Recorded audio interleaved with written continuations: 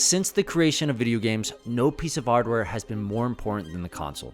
It brought video games to our homes in the 80s. Will you be the one to experience the Nintendo Entertainment System? It popularized them in the 90s. 16-bit Super Nintendo. And transformed home entertainment in the 2000s. For decades, consoles have pushed the world of gaming and technology into the future, with many consoles being combined to create supercomputers for governments, or banned from certain countries because of the console's advanced technology. And the PlayStation 2 became the repeated target of war-related media coverage. Every console generation seemed to propel us forward, bringing something new, powerful, or innovative.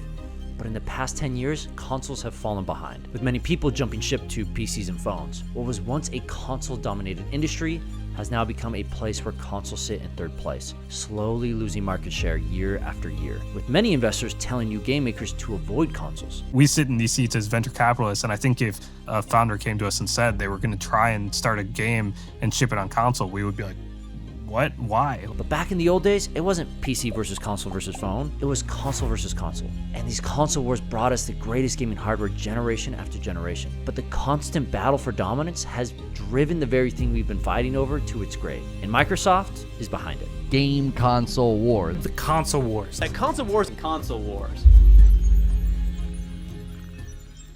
Real quick, before I dive in, we need to talk about today's sponsor, NordVPN. Sponsors are important for the channel because half of all of our sponsor revenue goes to help fund indie developers. And unlike so many sponsors that have reached out, I actually reached out to Nord myself. As someone who travels for work, I sit in multiple airports every month. And usually my internet service in there is garbage. So instead, I spend hours doing work on the very sketchy public airport internet. But thanks to Nord, I'm able to use that airport Wi-Fi safely because I don't have to worry about my data or passwords being compromised. I just flip a switch and I'm good to go. So with the Going Indie discount, you can get 4 months extra on a 2-year plan by checking out the link below. It's risk-free with Nord's 30-day money-back guarantee, and you can get access to all these great services. So as someone that has used multiple VPNs over the years, I highly suggest NordVPN, and I want to thank them for sponsoring us and helping us fund indie developers. Long before I was around, the first console war began. A war waged by Atari and Intellivision. Although the Atari was the first and is the most well-known, the Intellivision had better graphics and sounds. And found Intellivision played much more like real baseball. Looks more like he should be comparing whiskeys, not game consoles, but this was the beginning of the console wars, and the smear commercials by Mattel were actually working. In the 80s, the Intellivision had a real chance of competing with Atari, and as a result of the competition, the console market was on the rise.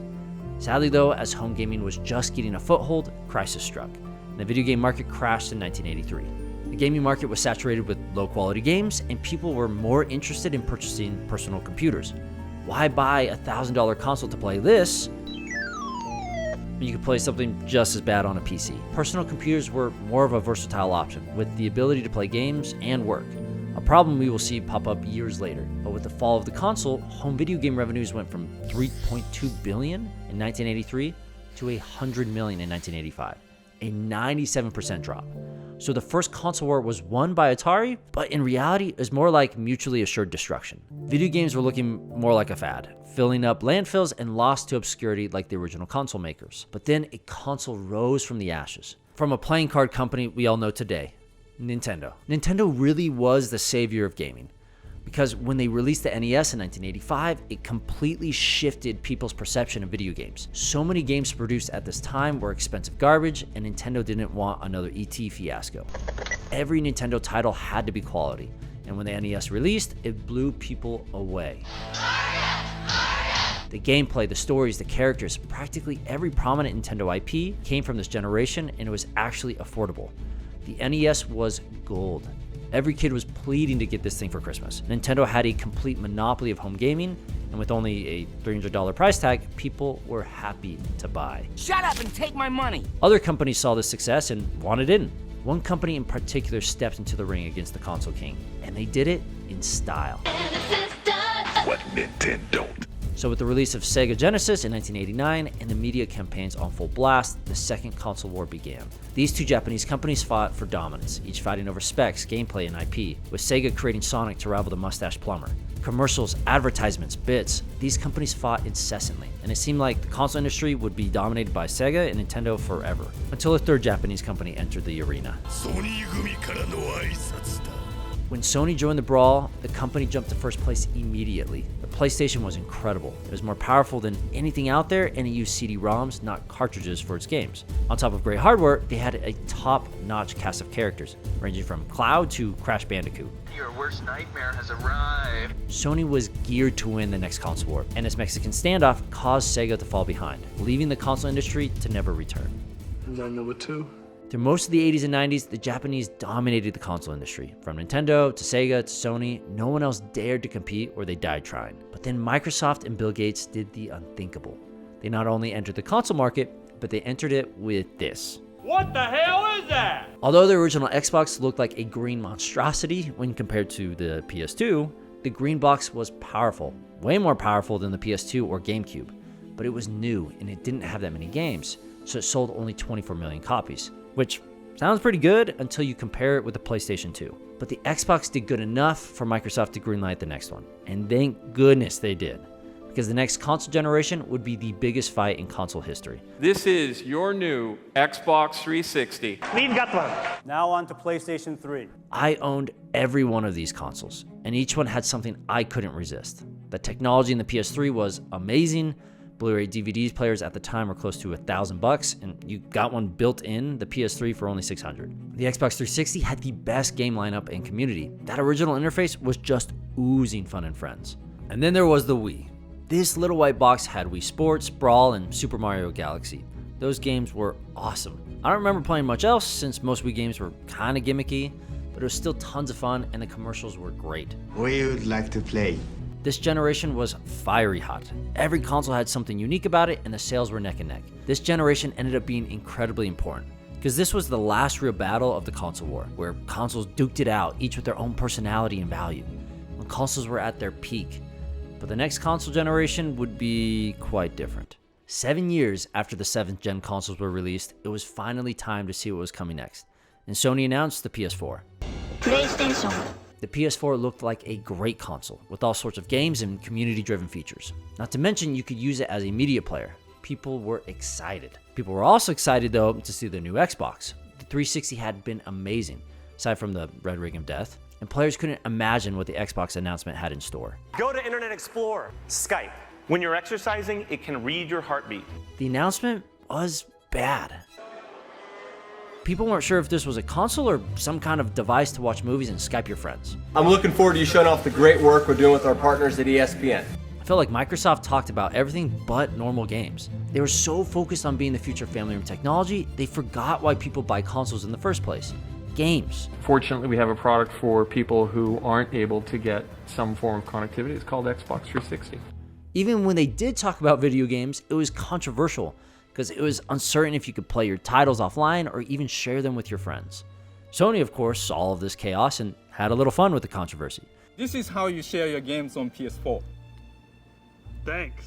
Sadly, the Xbox One flopped on release, and it wasn't the only one. A few months earlier, Nintendo released this horrendous thing.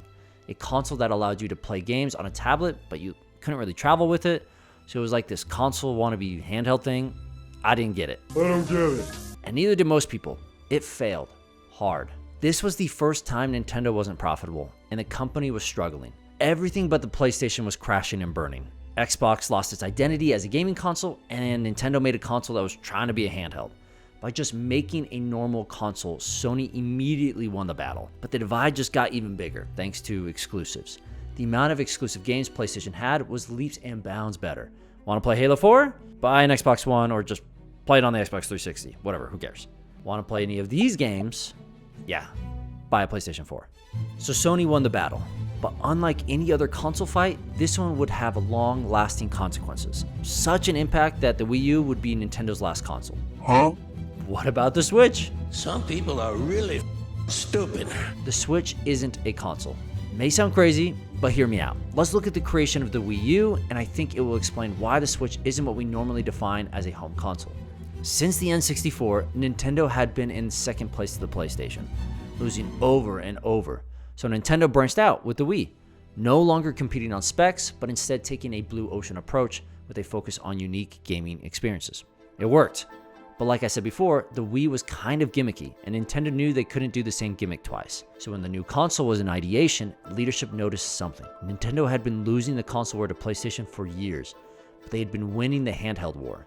No one even came close to Nintendo's dominance in the handheld market, which sparked an idea. People love Nintendo handheld so much, why not package one in with the console?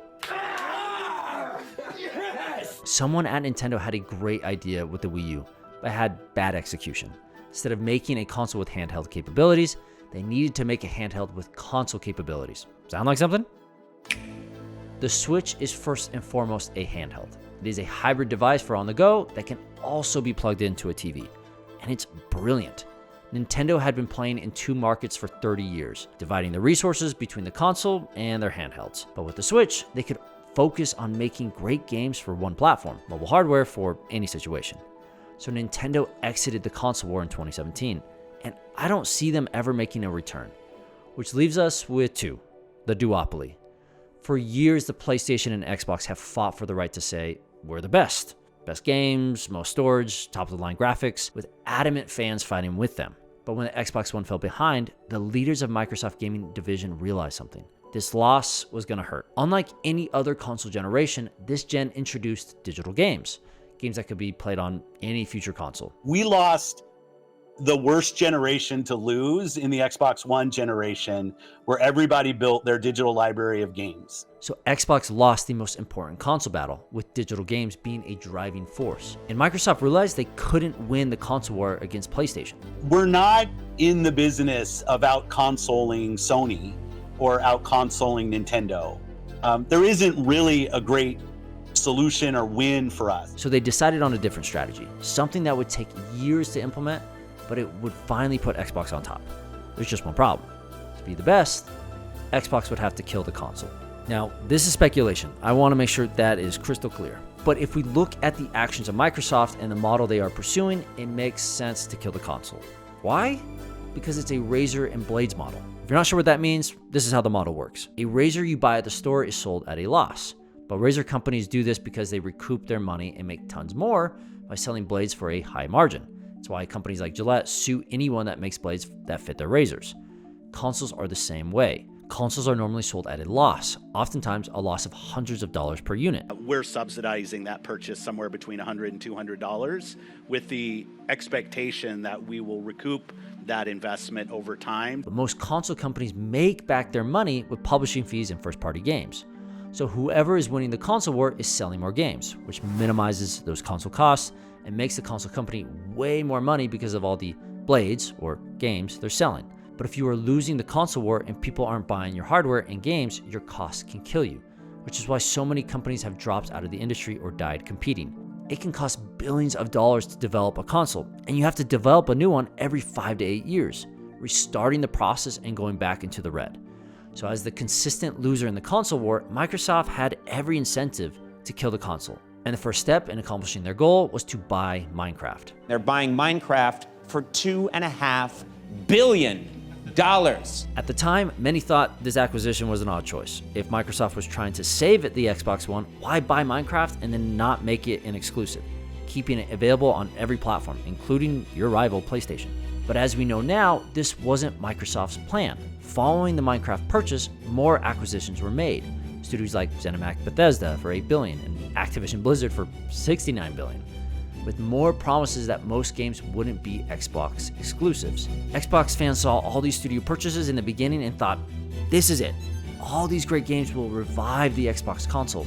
But according to Phil Spencer, that's not true. I see it out there. I see commentary that if you just build great games, everything would turn around. It's just not true. So Microsoft spent over $80 billion on game studios, and it's not to regain console share, but for building the Netflix of gaming. This was the first step in Microsoft's plan to become the new market leader and kill the console, to create the best gaming subscription service, and so far, I'd argue they are the best. Game Pass is cheap and it's versatile. It's got great games and exclusives. It's got some issues, don't get me wrong, but Game Pass can be played on almost any device. Not to mention it's readily available on every Windows PC, which by the way has 1.4 billion units worldwide. And this mass market reach highlights the second step of Microsoft's plan. Make gaming, or more specifically, Game Pass accessible everywhere. In the most recent Microsoft leak, this photo was released, showing the future of Xbox hardware. And according to this Xbox infographic, the future is every device. TVs, phones, laptops, streaming sticks, cloud devices. Consoles on there, but it's not the focus. Per the leaks, the next mid-gen Xbox console to release will be all digital, and the next generation console is said to be a hybrid, combining the power of the client and the cloud. So the future of gaming is going to be everywhere and on everything. But why is Microsoft still making consoles if this is the future? Well, because technology isn't good enough yet, and we still need consoles. We saw what happened with Google Stadia. Gaming isn't ready to go to the cloud completely, nor are gamers. It takes time to move the market. This is why Microsoft is doing a hybrid console in 2028. We still need adequate hardware to run higher fidelity games, especially online games. But it is getting better. I've been streaming tons of old Xbox 360 games and indie games on my iPhone 13, and with the launch of the iPhone 15 Pro, you can now play modern games like Resident Evil Village. But what's even more amazing is that you can use your phone to play Resident Evil with ray tracing on your TV with a PlayStation controller. You literally can have a console in your pocket. $700 console, but this is where the industry is going. Why buy a console when your phone can do the job? Or even better, if your TV can. Microsoft recently partnered with Samsung. You can now stream games directly onto your TV. Stating in 2022, if you're new to gaming, this is an easy way to get into the fun without needing to buy a PC or console. So Microsoft bought up all sorts of video game IP, and they are making their games accessible on everything. But one last obstacle has been standing in Microsoft's way: the console war with PlayStation. Microsoft needed to get people to stop fighting over consoles and start fighting over subscription services. And a golden opportunity presented itself in 2017 with the release of Fortnite. You see, in 2018, you could play Fortnite with your friends across any platform: PC to PlayStation, PC to mobile, Xbox to mobile, except one. You couldn't play Xbox to PlayStation. Crossplay between consoles wasn't possible. But if anyone remembers, crossplay between consoles was available for a hot minute in 2017. When Fortnite released, Epic Games accidentally turned on crossplay between consoles. Epic claimed it was a bug and crossplay was fixed, but players weren't dumb. We saw what was possible, and the cat was out of the bag. Cross-platform play between consoles was totally on the table. It was literally just a click of the mouse away. Crossplay between PlayStation 4 and Xbox One is very easy to execute. But Sony didn't like that. As a console leader, you don't want cross-platform play with your competitors. Online exclusivity was a core tenet of the hardware at the time, and it helped PlayStation dominate Xbox. If you can only play games with your friends on the PlayStation Network, then your friends are going to buy a PlayStation, not an Xbox. But if you eliminate that exclusivity, you remove a reason to buy a PlayStation or even a console. So Phil Spencer and Xbox saw this crossplay drama as their way forward, with Phil Spencer stating in a tweet he would have liked to see Epic Games leave it on, referring of course to cross-platform play with PlayStation. So players, companies, and Phil Spencer were all asking PlayStation to turn on crossplay, putting Sony in a pickle. But it got even worse when Fortnite was released for the Switch. At the release, Nintendo and Microsoft partnered up. From Minecraft to Fortnite, most multiplayer games were being launched as cross-platform. Nintendo, of all companies, was partnering with Microsoft, and people were outraged with PlayStation for not joining forces. The tension was high, and Sony was backed into a corner. Finally, 2 years after Fortnite was launched, Sony relented. They'd agreed to open their internet blockade. Gamers could now play with each other on any platform and on any device. It was glorious.